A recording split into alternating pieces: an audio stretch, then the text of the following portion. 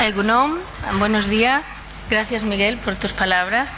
No solamente el sueño reparador nos va a permitir trabajar mejor esta mañana, sino que además tus poéticas palabras nos han estimulado particularmente, al menos a mí. Bueno, como ya estuvimos juntos ayer y creo que comprobaste que soy una persona espontánea, espero que hoy deje un poquito al lado esa fuerte espontaneidad que me caracteriza, porque quisiera deciros algunas cosas de forma bastante reflexiva, ¿no? Por lo menos al principio, ¿no? Yo voy a hablar de la violencia y la transparencia social de la violencia escolar, en un intento de comunicar un cierto discurso sobre algunos de los problemas que yo creo que tiene la escuela y que están dificultando el proyecto de convivencia que creo que todos tenemos, ¿no? Problemas de convivencia escolar existen desde que la escuela es ese escenario donde cada día un número nada pequeño de niños y niñas, de chicos y chicas, se reúnen con sus compañeros y compañeras, con sus profesores y profesoras y comienza su jornada de trabajo común. Un trabajo al que la cultura le ha ido proporcionando significado social, un significado social que tiene para la inmensa mayoría de los protagonistas, pero que quizá no tiene para todos. La actividad escolar, por la propia fuerza de las convenciones sociales en las que tiene que desplegarse, llega a adquirir un cierto significado personal para la mayoría de los escolares, que encuentran en el escenario de su centro educativo buenas actividades y buenos compañeros con quien compartir una parte sustantiva de su vida íntima. Porque la actividad y la convivencia son dos grandes planos en los que acontece el proceso socializador que busca la escuela. Aulas, pasillos y patios de recreo son espacios sociales que se convierten, por el fragor de la vida en común, en espacios de convivencia muy próxima, aunque las condiciones no sean siempre las más adecuadas para el desarrollo de la vida afectiva y de la personalidad social de los protagonistas, o al menos no lo sean para todos. También es necesario no olvidar que a la escuela es obligatorio ir, tanto porque así es en el mundo desarrollado desde el cual hoy hablamos, como porque la conciencia ciudadana coloca la escuela como el segundo círculo de proceso de socialización. Es quizá difícil aceptar que enseñanza y aprendizaje no tienen de momento un formato democrático, en el sentido de que la construcción del conocimiento, que es una actividad que tiene que hacer el alumnado en la escuela, es diseñada, programada y establecida desde arriba o desde fuera, desde el propio dominio del que tiene que aprender. Rara vez se cuenta con el alumno como participante en el diálogo de la construcción de su propio conocimiento. Rara vez tiene el aprendiz plena conciencia de la importancia y el valor de lo que está aprendiendo. De hecho, las teorías constructivistas, que insisten en que el conocimiento se construye con la participación activa del aprendiz, siguen luchando por abrirse camino en un contexto escolar cuya tradición tiende a valorar la unidireccionalidad de la transmisión, del maestro al aprendiz, de la lección a la ejecución, más que a valorar la búsqueda conjunta de soluciones y descubrimientos de nuevas ideas.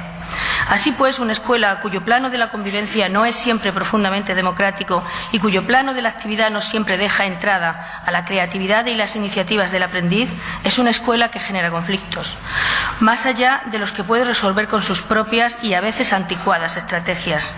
Conflictos que para mí no son necesariamente fenómenos de violencia, pero sí son la base de problemas interpersonales, algunos de los cuales terminan produciendo agresividad injustificada. Tal y como se configura actualmente la escuela, crea un marco de relaciones personales en medio de las cuales acontece toda clase de sucesos, unos felices, como la eficacia y el éxito académico, la amistad y el sentimiento de ser reconocido por los semejantes, pero también genera otros desgraciados como la rivalidad, la agresividad inespecífica, la disruptividad, la indisciplina, el conflicto que se prolonga y se transforma en malos modos y peores palabras y, desgraciadamente para algunos escolares y docentes, la agresividad injustificada o violencia. No es, sin embargo, cierta la imagen demoníaca que dibujan algunos medios de comunicación, presentando en general a los adolescentes y jóvenes como extraños seres sin moral que parecen querer arrasar los principios cívicos en los que se sustenta nuestra sociedad. Ni todos los niños y niñas y jóvenes son almas blancas, ni existe el riesgo de que una pequeña pero cruel legión de adolescentes nos invada con su maldad. porque junto al cuadro de conflictividad y bajo el riesgo de que la educación no esté apoyando los principios de paz, democracia y justicia social, es también cierto que nunca, como en esta última década, se ha manifestado en los jóvenes la poderosa idea de que es necesaria e imprescindible la protección de los derechos humanos. Efectivamente, a la atención de los grandes acontecimientos mundiales que señalan la guerra y los conflictos nacionales como máxima preocupación social, se va uniendo la atención al mundo personal, a la intimidad del grupo familiar y de los agrupamientos sociales. Ahora queremos llegar desde la acción cívica a la protección del peligro violento que algunas personas pueden encontrar en su entorno próximo. Lo estamos haciendo en lo referido a la vida doméstica. Ya no miramos para otro lado cuando un hombre atormenta a su esposa, maltrata a sus hijos. También debemos entrar en el fenómeno del maltrato que acontece en las aulas, los pasillos escolares, que son ámbitos de intimidad para los protagonistas, pero ámbitos públicos en los que se deben respetar los derechos básicos de las personas. Lo verdaderamente novedoso es el interés público por lo que sucede en los ámbitos privados. En este sentido, la escuela está empezando a ser mirada como un ámbito público en el cual tiene importancia el elemento privado. La escuela no es solo un escenario para el conocimiento, sino también para la vida afectiva y emocional, porque en ella se forma, en un sentido global, la personalidad de los escolares.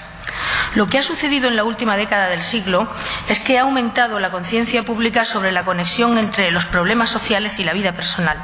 Poco a poco parece que se levanta el velo que cubre la vida privada y vamos mirando dentro de los escenarios de la intimidad sin un falso pudor. Vamos descubriendo espectáculos dantescos de maltrato doméstico y laboral, como el acoso moral y psicológico del compañero sentimental o del jefe. La escuela no debe escapar a esta tendencia hacia mirar a lo profundo. Lo que se ha producido en estos años, más que un aumento real de la violencia, es un aumento del interés social por conocer y paliar la violencia en ámbitos hasta ahora cerrados, como es la vida familiar y la vida escolar. Efectivamente, no debemos afirmar que tenemos escuelas más violentas, pero no cabe la menor duda de que tenemos una sociedad más preocupada por los problemas de violencia escolar. Lo que también resulta novedoso, al menos en nuestro contexto social y cultural, es el debate sobre la posible crisis de valores sociales y morales que se transmite desde la escuela.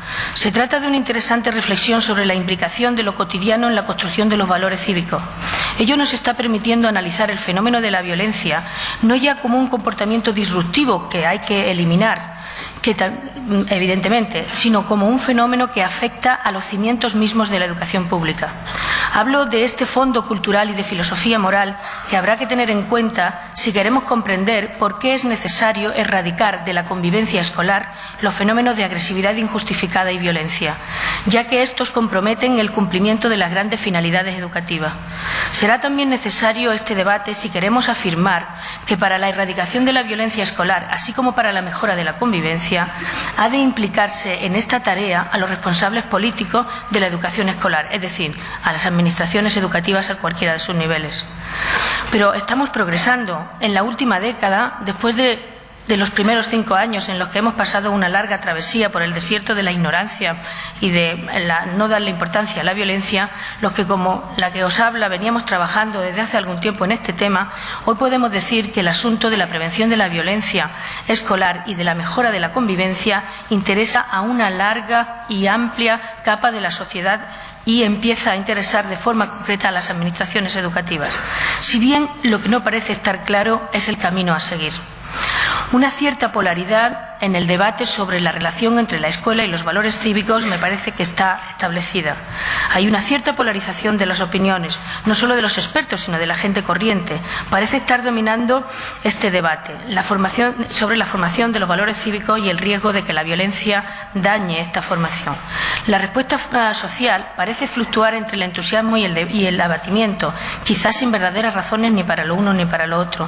Entusiasmo cuando en tiempos de bonanza económica o social acontecen retos educativos y se inician innovaciones educativas. Abatimiento cuando se observa que no se ponen los medios necesarios para que se hagan realidad las propuestas y los programas innovadores, a veces francamente idealizados. Pero también parece estar presente en este desánimo la pertinaz creencia, no siempre justificada, que afirma que la escuela está en crisis porque no consigue dar respuesta a los problemas que la sociedad tiene, como si la escuela por sí sola pudiera dar respuesta a los múltiples problemas de la sociedad, a los cambios radicales que ésta está experimentando desde el uso de las nuevas tecnologías a la comprensión de la dimensión profunda del concepto de globalización como perspectiva interpretadora del tránsito de un siglo a otro. Aunque no ajena, la escuela como institución concreta es en gran medida inocente de los vaivenes críticos que periódicamente provoca. En todo caso, la escuela por sí misma no es responsable de la adecuación entre las políticas educativas y las necesidades reales de la sociedad. Me gustaría señalar este punto. La escuela misma, los profesores y los niños no toman las grandes decisiones que transforman la escuela. Las suelen padecer o las suelen integrar. Ninguna reforma educativa puede dar de sí todo lo que la sociedad necesita, pero especialmente si, como está sucediendo en nuestro entorno, esta ha debido implantarse en tiempos de recesión económica primero y a manos políticas de quienes quizá no creen en la dirección y el sentido del cambio proyectado y desean una rectificación de la misma.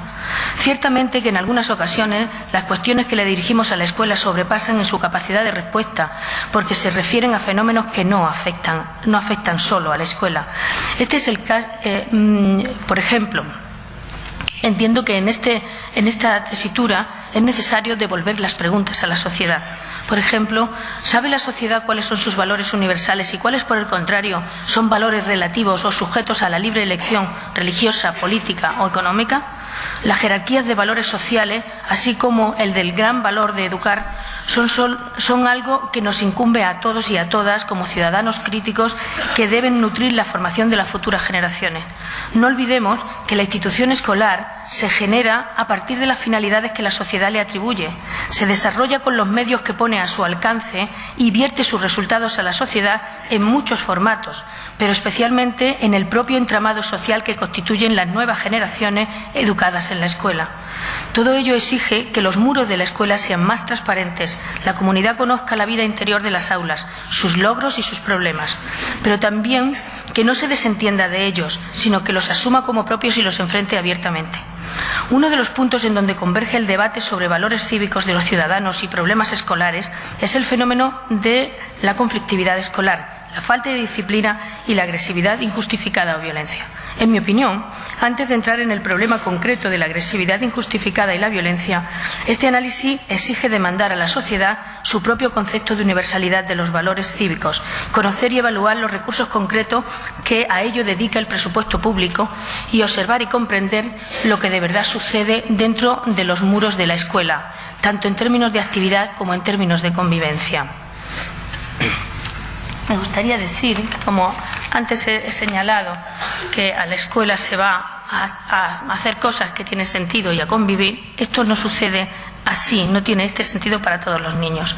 En la escuela, para algunos, el día a día escolar puede llegar a ser insoportable, porque lo que encuentran allí son compañeros que más que tales son verdugos despiadados, extorsionadores que quieren hacerles la vida imposible, o provocadores que les impulsan a ser y a comportarse como no quieren, o que les ridiculizan o que los excluyen. No todos los escolares están viviendo estas experiencias, pero existen en mayor o menor medida este tipo de sucesos en todas las escuelas y su presencia nos indica que se trata de un problema real para un número nada despreciable de chicos y chicas. Es importante señalar que el número de escolares que se ven envueltos en conflictos de convivencia, algunos de los cuales pueden llegar a ser verdaderos problemas de violencia interpersonal, nunca es muy alto. Pero aunque fuera un grupo muy reducido, y de hecho es un grupo que no es muy alto, este problema debe desaparecer.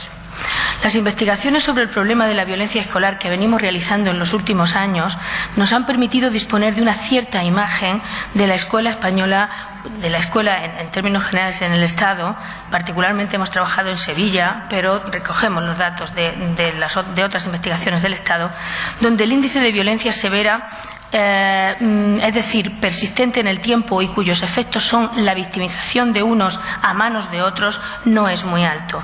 Podemos pensar que no más del 11 o el 12% de chicos y chicas, considerando un rango de edad muy amplio, se pueden ver involucrados en graves problemas de violencia interpersonal entre iguales. Estamos hablando incluyendo a las víctimas y a los agresores y a los víctimas y agresores al mismo tiempo. Es decir, estamos hablando de todos aquellos chicos y chicas que se pueden ver envueltos en graves problemas de violencia, ¿no?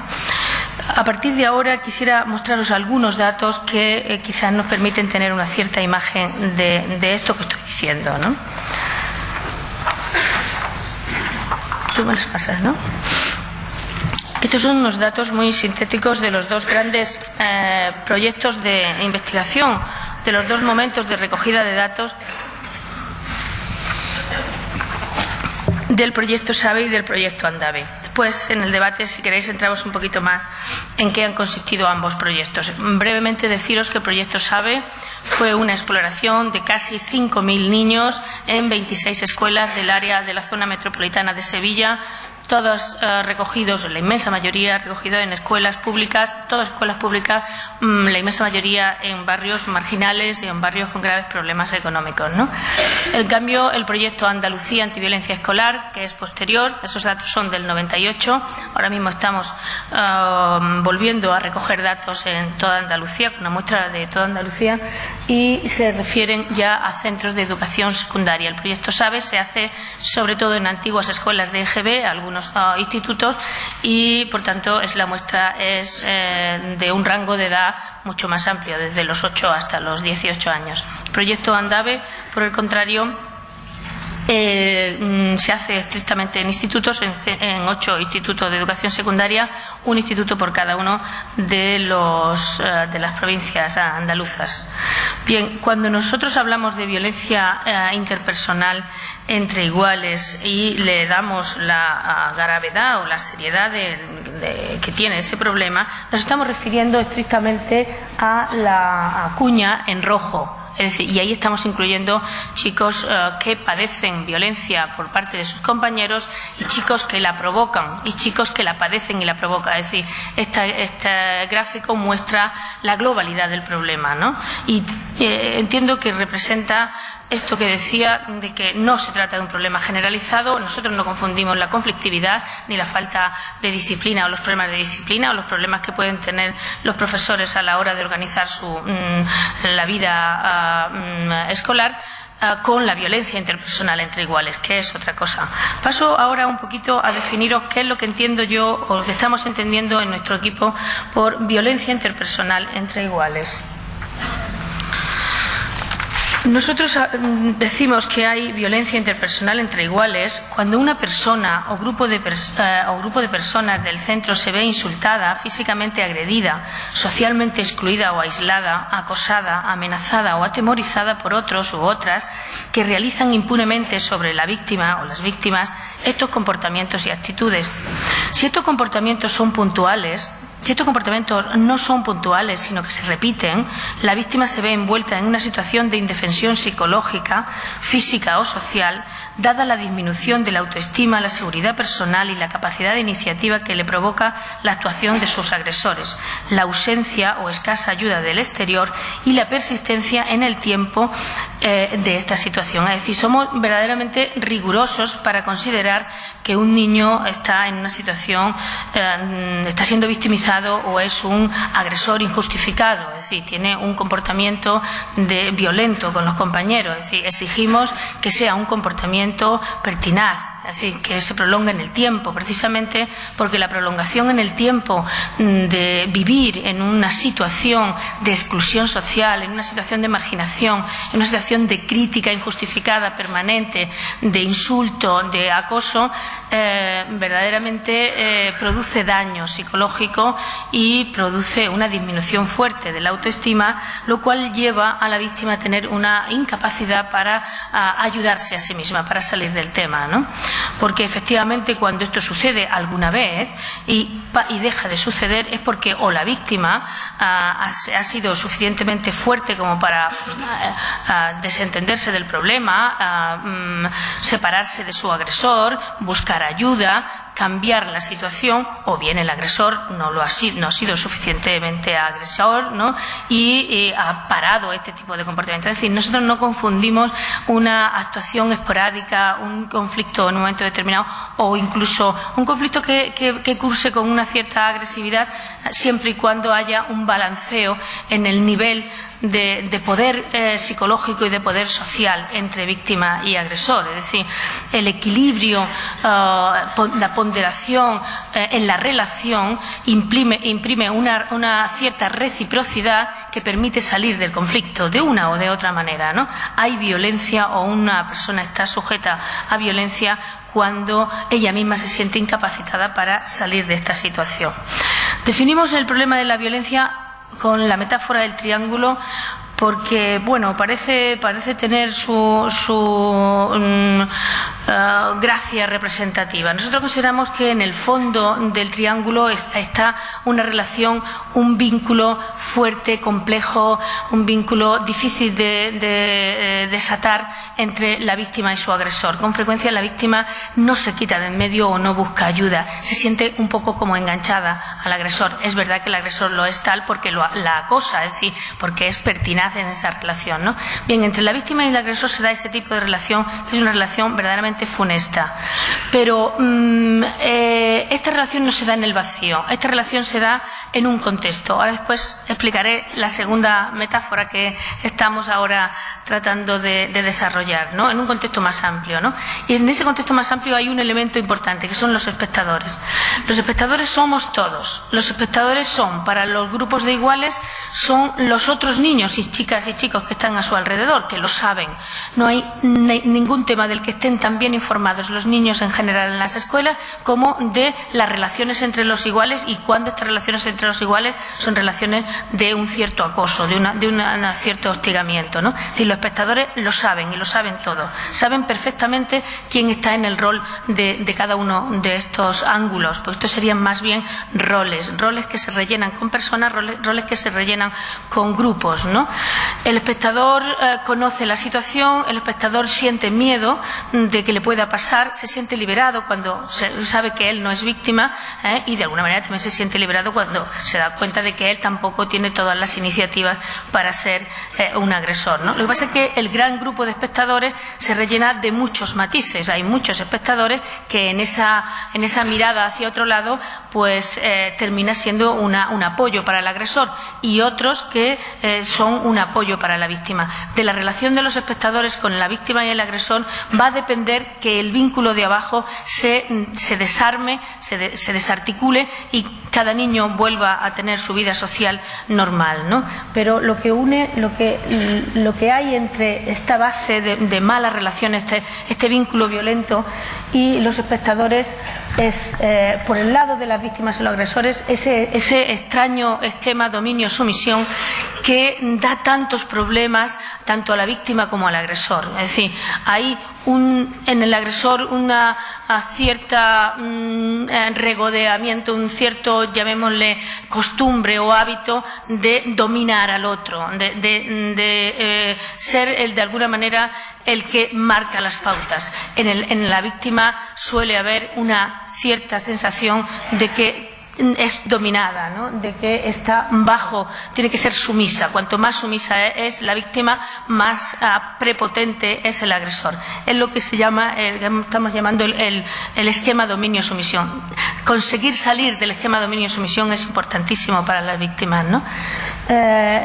Sobre el esquema dominio-sumisión se cierne la ley del silencio, se cierne, y ya cerca de los espectadores, en parte en la relación con los espectadores, la negación de que este problema existe.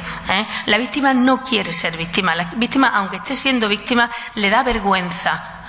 Cree que algo, en alguna medida, siente que porque ha sido ella elegida, se echa un poco la culpa. Y se echa la culpa porque cuando se confronta con el resto de los chicos y las chicas, cuando se confronta con los demás, siente que algo tendrá ella para haber sido elegida, ¿no? Haber sido elegida por este comportamiento matonil que tienen los niños, ¿no? Bien, este esquema del triángulo, recientemente, y en la necesidad que teníamos de complejizar este problema, de comprender este problema en sus otras dimensiones, y sobre todo de dar una cierta respuesta a muchas de las preguntas que nos hacían los profesores y los interlocutores cuando hablamos con ellos, y que para integrar de alguna manera lo que creemos que es la relación que existe entre la sociedad en general y este oscuro problema de victimización, se ha complejizado con lo que llamamos la metáfora de la olla a presión.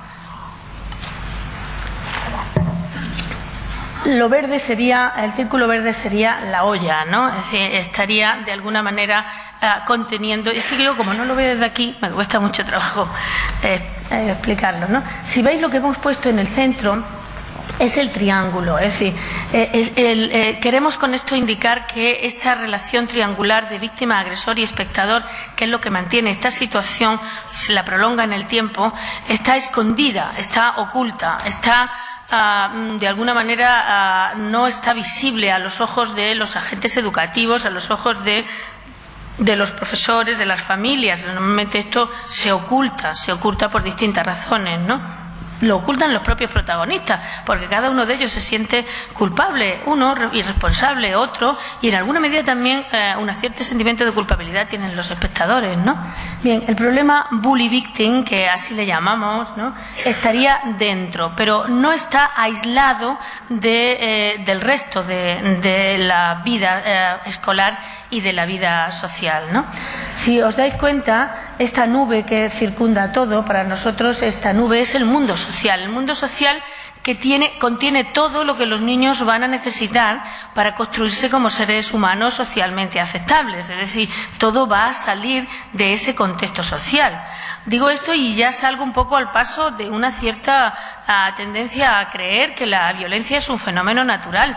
La violencia no es un fenómeno natural, es un fenómeno natural o un dominio, una pauta natural del animal humano, la agresividad. Después, si queréis, podemos entrar en un cierto debate sobre qué es la agresividad, qué es la violencia, bueno, y también qué es conflicto, ¿no? Pero entiendo yo, pero aquí hay expertos, ¿no? Entiendo yo que la violencia no es un fenómeno natural para nada, ¿no? Es un fenómeno social. La violencia es estrictamente un fenómeno social. Nosotros así la consideramos, ¿no? Bien, la capa de nubes en la que está pensando nuestro investigador, ¿no?, pues es la sociedad en general. ¿Qué hay en la sociedad en general que permita que en los rincones oscuros de los patios de recreo, en los pasillos y debajo de las mesas, dos estén tratándose de una manera tan injusta, ¿no? Bien, creemos que lo que hay en la sociedad pues es la cultura, ¿no? La cultura que tiene toda la información que se necesita para desarrollarse, ¿no? Pero claro, la cultura no es tampoco así en general. La cultura tiene pautas, tiene valores, decíamos el otro día, tiene costumbres, tiene estilos de enseñar, tiene creencias. La cultura lo tiene todo, pero se nos presenta con formatos, y estos formatos son los que van a ir entrando por esos agujeritos de nuestra olla a presión, ¿no? Las familias no son iguales ahora que hace algún tiempo, pero no necesariamente son peores, son distintas. Y este ser distinto, a veces las cosas cambian y los estudiosos y los investigadores las interpretan 20 años después. Es decir, yo creo que ahora nos estamos tratando de interpretar a una familia que hace ya más de 20 años que dejó de ser la familia nuclear tradicional, con todo muy bien dibujadito, con los roles distribuidos. Es decir, hace ya mucho tiempo que la familia no es eso. Y sin embargo, todavía la investigación y la sociología no tiene claro cuál es el papel de la familia. Continuamente los docentes echan la pelota a la familia echa la pelota a la escuela sobre qué pasa con los niños. Es que las familias son muy distintas ahora, y tendríamos que ver qué valores se están transmitiendo, pero también qué estilo, qué actitudes, qué comportamientos, qué hábitos, qué hace cada día un niño desde que se levanta, en la medida en que la mamá hace ya otras cosas distintas de las que tenemos en la cabeza como una familia histórica, ¿no? Sí, las familias, las actitudes sociales. Las actitudes sociales son pues ese conjunto un poco inespecífico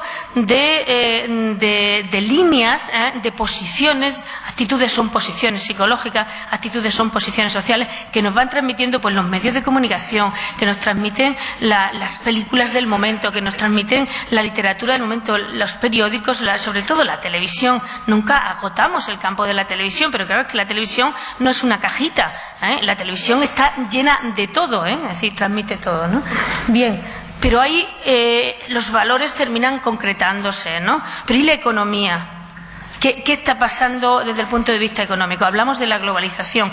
La respuesta a la estructura social que la globalización está introduciendo, que ya está introducida, es decir, ya tenemos jubilados de 50 años que pues están ahí y ahora no saben muy bien qué hacer, que son gente muy experta en un momento determinado y de golpe le dice, oiga, la mitad de su vida usted tendrá que inventárselo porque ya no tiene que trabajar, ¿no? Estos son ya los efectos de la globalización. Pues ese papá tiene un comportamiento X con sus hijos que antes no lo tenía, ¿no? O las relaciones laborales, ¿cómo son? ¿Cuáles son los papeles de los sindicatos? ¿Cuáles son los papeles de cómo se hacen estas negociaciones? Es decir, ¿cómo está afectando al derecho como máxima expresión de la organización de la sociedad, cómo está afectando al derecho la economía? Bien, los estudiosos del derecho internacional público están corriendo día a día, tienen que investigar, tienen que trabajar día a día porque está cambiando la estructura conceptual jurídica de nuestra sociedad a causa de que, desde luego, hace ya más de 40 años ha cambiado la estructura económica, básicamente, los ideólogos, ¿no? Es decir, pero todo esto está en la sociedad, pero todo esto está entrando en la escuela.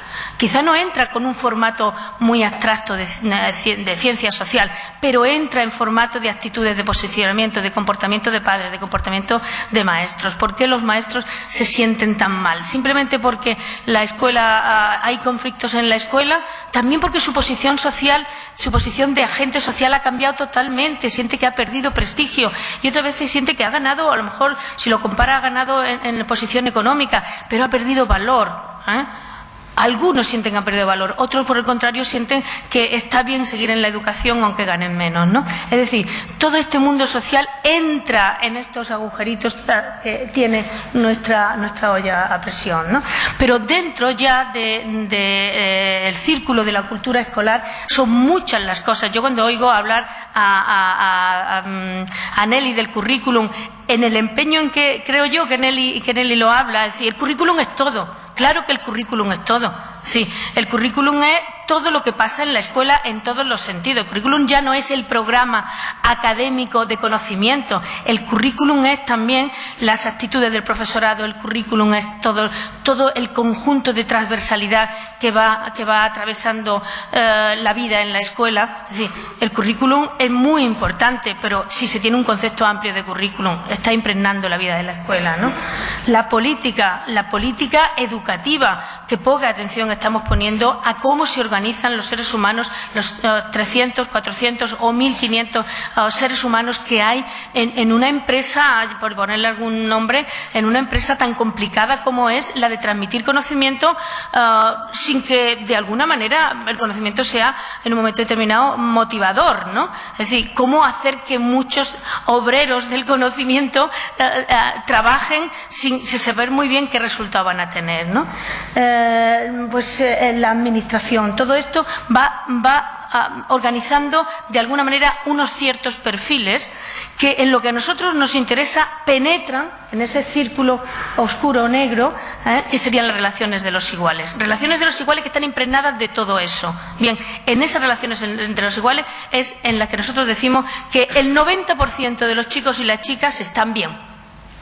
Van bien. Por ahí tenía una transparencia con datos, pero esta me parece muy bonita. Esta me indica, esta transparencia me representa a mí lo que sé de esto. Es decir, yo sé que en la escuela, y pensando en ese triangulito interior, en el círculo que rodea el triangulito interior, los niños y las niñas tienen buenas relaciones. Es decir, lo que sucede allí en términos de relaciones interpersonales es bueno, es positivo. Pero hay problemas de convivencia en esa zona. Si volvemos un poquito a la otra transparencia que antes no comenté, la transparencia del AVE, del SAVE y del ANDAVE, veis que ahí tenemos un 34% y un 25% son los chicos y las chicas los que nos dicen que a veces esas cosas que yo pregunto en los cuestionarios les pasan. Yo pregunto si la excluyen, le pregunto si se siente agredida, si la insulta, si le ponen mote, si se meten con ella o con él. Bien, el 34%, pensando en niños más pequeños, es decir, niños desde los 10 aproximadamente hasta los 16, manifiesta que sí, que esto lo sabe, que les pasa, que le ha pasado. Es decir, tienen esta experiencia, saben lo que son las malas relaciones y saben hasta qué punto las malas relaciones son fastidiosas y son desagradables y producen daño, ¿no? Pero ya poco a poco esto va eliminándose, o dicho de otra manera, los niños de secundaria están menos afectados en términos generales. Bueno, volviendo otra vez a la transparencia esta global, tenemos que un 25 o un 35% tiene problemas de convivencia. Este esquema a mí me sirve mucho para después pensar, ¿esto cómo tengo que intervenirlo? Pues tengo que intervenirlo según los tres grandes sectores de población que tengo.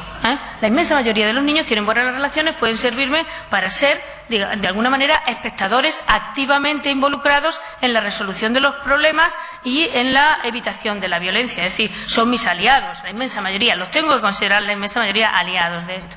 Hay un conjunto importante de niños que tienen problemas de convivencia y que eso significa que la escuela tiene que cambiar su sistema de convivencia porque está afectando a un número muy significativo.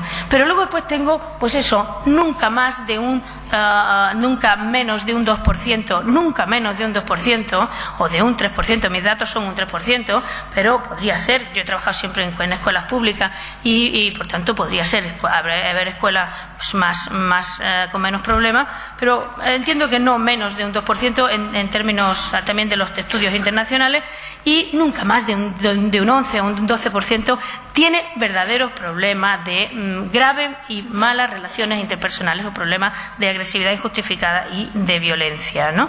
Bien, ¿qué hay que hacer con ellos? Pues con ellos hay que intervenir de otra manera. Hay que intervenir directamente. Esos son niños que necesitan ayuda directa, ayuda para poder desestructurar ese vínculo violento en el que están metidos. Os muestro algunos datos que no tienen más interés que, bueno, haceros partícipe de algunas de las informaciones que tenemos, y enseguida, si me quedan, tengo hasta las 10, ¿no? Sí, enseguida os hablo un poquito de los dos proyectos que estamos haciendo.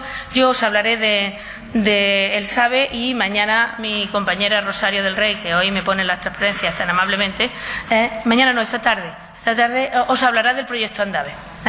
Bien, en este esquema podéis ver un poquito, en el proyecto Andave, es decir, trabajando con preadolescentes y adolescentes, la representación de lo que antes veíamos un poquito ya más discriminada, ¿vale? Veamos muy brevemente algún dato sobre el papel del género. No nos cansaremos de decir que en este asunto los niños están más implicados, es decir, los niños nos preocupan más. ¿Por qué? Porque están más implicados, y las niñas están también implicadas en alguna medida, y sobre todo son más víctimas que agresoras, ¿no?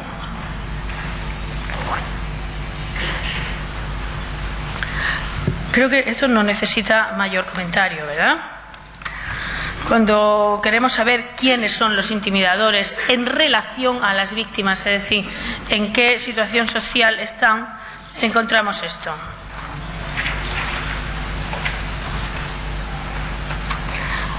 Como veis, niños y en grupo es el problema.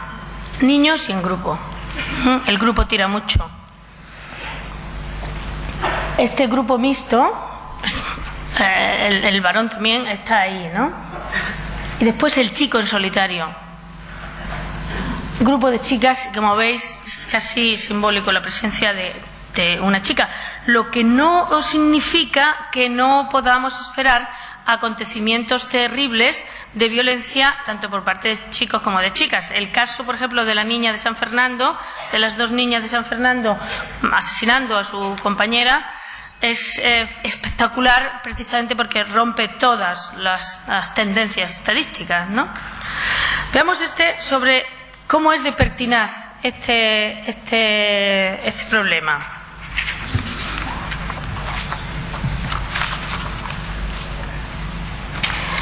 Fijaros que si vemos en esta columna está el grave problema de muchas veces me siento violentado, muchas veces violento. Aquí en esta columna, si veis, muchos de ellos, o la mayoría de ellos, tienen una historia de ser víctima o agresor. Esto es serio e importante. Es decir, una pequeña pero importante parte de la población vive una experiencia escolar prolongada durante mucho tiempo, el niño dice desde siempre, de ser víctima de sus compañeros. Otra cantidad importante de ellos lo hace desde principio de curso. Esto a mí me llama a pensar que la estructura social de participación de los grupos, es decir, la configuración de los agrupamientos, es muy importante tenerla en cuenta desde principio de curso. Algo pasó con esta organización social llamado tercero B, que hace que se mantenga esta situación. Y después los episódicos o los momentáneos o los recientes son mucho más pequeños. Bien, los niños y las niñas sienten que ante esto hay que solucionar el problema, pero ciertamente que no todos piensan lo mismo. Esta es la última transparencia que os pongo, ¿no? No todos lo abordan, lo ven de la misma manera. En el esquema general que os había dicho antes, si veis, las iniciativas, si tiene o no tiene solución, que es una cosa que nos importará mucho, no se reparte de la misma manera, ¿no? Los intimidadores creen que esto no tiene arreglo, que esto es así, es que las cosas son así, aquí el que manda soy yo y el que decide cómo se hacen las cosas soy yo y el que decide quién es el bueno y el malo soy yo, ¿no? En alguna medida se ve claramente que tanto espectadores como víctimas son los que más confianza tienen en que sí, que se arregle, ¿no? Hay algunas otras transparencias bonitas sobre quién debería actuar, y lo que más me impresiona es que en general los niños piensan, chicos y las chicas piensan que deben actuar los tres grandes sectores de la población escolar, sí, docentes, profesores, alumnos y familias. Es decir, el buen criterio sobre quién debe hacer cosas está bien distribuido entre los niños. Bueno, no os pongo más transparencia sobre el problema. Ante este problema, ¿qué consideramos que debemos hacer nosotros, ¿no? Nosotros hemos hecho un proyecto que ya se ha terminado, que se ha concluido, que ha sido evaluado, que es el proyecto Sevilla Antiviolencia, que se hizo entre el año 95, final del 95, realmente empezó en octubre del 95. El proyecto Sevilla Antiviolencia Escolar, en el que han participado como centros para la recogida de información, para la comprensión del problema, 26 centros, ¿no? Y en el que han actuado 10 centros, ¿no? Nosotros hemos tratado de que el proyecto de intervención, es decir, que la intervención sea conforme a estas ideas ecológicas, a estas ideas globales que tenemos para interpretar este fenómeno, procurando siempre e insistir mucho en que si bien no afecta a la totalidad de los niños de manera muy seria, afecta a la institución, y como afecta a la institución tiene que cambiar, la institución tiene que mejorar su convivencia, tiene que modificar sus maneras de hacer ciertas cosas. ¿Cuáles son las cosas que hemos considerado que habría que modificar? Y la hemos considerado, de verdad que esto ha sido la relación con los profesores y las profesoras que han trabajado con nosotros en el proyecto Sevilla Antiviolencia Escolar, que ha ido manteniendo una media de 10 centros a lo largo de los 3 años. Lo que hemos propuesto lo hemos aprendido de ellos, es decir, hemos aprendido de los profesores que cuando se ponen a pensar en cómo arreglarlo suelen tener una visión verdaderamente global de los hechos, aunque algunas veces no lo parezca, ¿no? Suelen percibir su escuela como una comunidad donde todo el mundo, igual que los niños pensaban antes, todo el mundo tiene que participar. Nosotros hemos proyectado el modelo Sevilla Antiviolencia Escolar, del cual tengo algunas transparencias, pero ya no nos da mucho tiempo para verlo, en 3 grandes líneas de trabajo preventivo y, a su vez, 2 grandes paquetes de líneas de trabajo de intervención directo. ¿Para qué las líneas de trabajo preventivo? Para toda la comunidad y pensando en los niños, para los espectadores, los afectados solo algunas veces y los muy afectados, ¿no? Esas 3 grandes líneas son la gestión democrática de la convivencia. Realmente ahora mismo todo el mundo hablamos ya de la convivencia, yo soy feliz por ello, ¿no? Pero en aquel momento conseguir que el profesorado comprendiera que que la democracia, que la convivencia, que las relaciones requieren tiempo, requieren planificación, requieren pensar, igual que cuando uno va a enseñar lengua, se prepara ejemplos, se prepara material, requiere un contenido, ¿no? Nosotros hemos propuesto que se gestione democráticamente la convivencia pensando en el contenido en que hay que analizar, es decir, que se analice el proceso, por ejemplo, que se discutan los pequeños detalles de normas, de hábitos, de cualquier elemento que consideramos el contenido que pueda regular el comportamiento. Esto que también suele decir Nelly de la inteligencia interpersonal, es decir, que eso es objeto de conocimiento, que eso es objeto de reflexión, que eso es objeto de revisar si me lo sé o no me lo sé y cómo lo hago, ¿no? A eso es lo que llamamos gestión democrática de la convivencia, ¿no? La segunda línea que nosotros hemos considerado es la educación de sentimientos, emociones y valores. También ahora ya hablamos mucho de esto. En aquel momento era como una conmoción. Fue una conmoción que nos trajo una maestra de primaria, que en un día en las reuniones periódicas que hacíamos nos dijo algo así, dice, yo creo que es que a estos niños míos lo que les falta es como que no saben expresar sus sentimientos, como que no hablamos de sentimientos, que no saben sentir, que son bruscos, ¿no?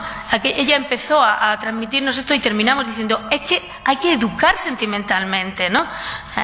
La verdad es que todavía no conocíamos los trabajos de Goleman, el famoso psicólogo comentarista del New York Times, ¿no?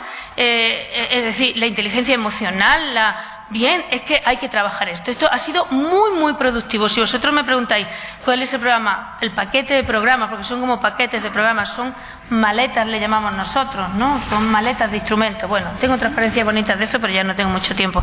Bien, ese es el programa más exitoso.